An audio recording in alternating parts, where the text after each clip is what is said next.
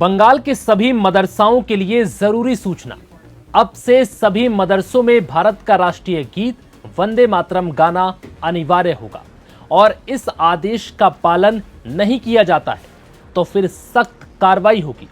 यह आदेश है बंगाल की नई शुभेंदु सरकार का।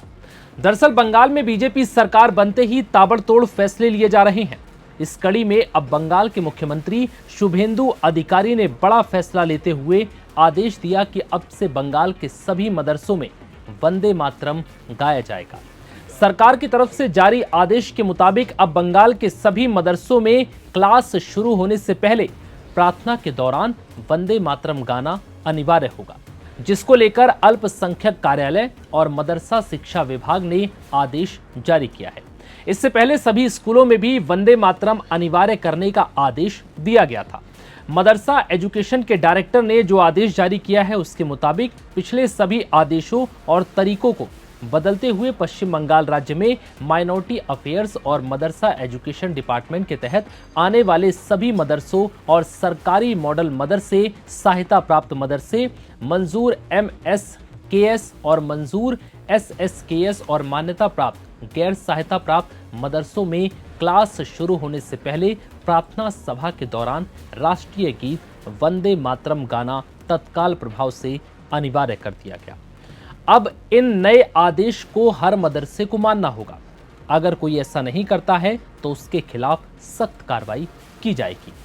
बता दें कि पद संभालने के बाद से ही सीएम शुभेंदु अधिकारी कुछ दिनों के भीतर ही कई बड़े फैसले ले चुके हैं, जिनमें प्रशासनिक सुधार, जन कल्याण, आरक्षण नीतियों और भ्रष्टाचार पर लगाम लगाना शामिल है।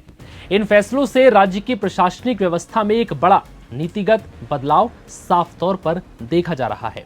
इन योजनाओं में अन्नपूर्णा योजना की शुरुआत, आयुष्मान भारत योजना लागू करना, महिलाओं के लिए मुफ्त बस यात्रा, चिकन नेक कॉरिडोर केंद्र को ट्रांसफर करना, स्कूलों में वंदे मातरम अनिवार्य करना, सरकारी नौकरियों में उम्र सीमा 5 साल बढ़ाना, 66 समुदायों के ओबीसी आरक्षण में संशोधन करना, 1,69,00,000 जाति प्रमाण पत्रों की दोबारा जांच करना, धर्म आधारित योजनाओं को बंद करना और इसके साथ ही आरजीकर के पूर्व प्रिंसिपल संदीप घोष पर मुकदमा दर्ज करने जैसा आदेश दिया है। दरअसल संदीप घोष के खिलाफ वित्तीय अनियमितताओं और खरीद घोटालों के मामले में बीएनएस और भ्रष्टाचार निवारण अधिनियम और पीएमएलए के तहत मुकदमा चलाने की औपचारिक मंजूरी दे दी गई है। इस मामले की जांच फिलहाल सीबीआई और ईडी कर रही है। इसके साथ ही भारत बांग्लादेश सीमा फेंसिंग के लिए भूमि हस्तांतरण की गई है। मुख्यमंत्री शुभेंदु अधिकारी ने घोषणा की है कि भारत बांग्लादेश सीमा के गैर फेंसिंग वाले हिस्सों में बाड़ लगाने का काम पूरा करने के लिए 45 दिनों के भीतर बीएसएफ को जमीन सौंप दी जाएगी। बता दें कि यहां लगभग 435 किलोमीटर में से 286 किलोमीटर लंबे एरिया में बाड़ लगाने का काम अभी लंबित है, जिसके जरिए घुसपैठ भारत की सीमा में होती है और इसी घुसपैठ को रोकने के लिए ये बड़ा कदम अब उठाया जा रहा है। फिलहाल इस वीडियो में इतना ही।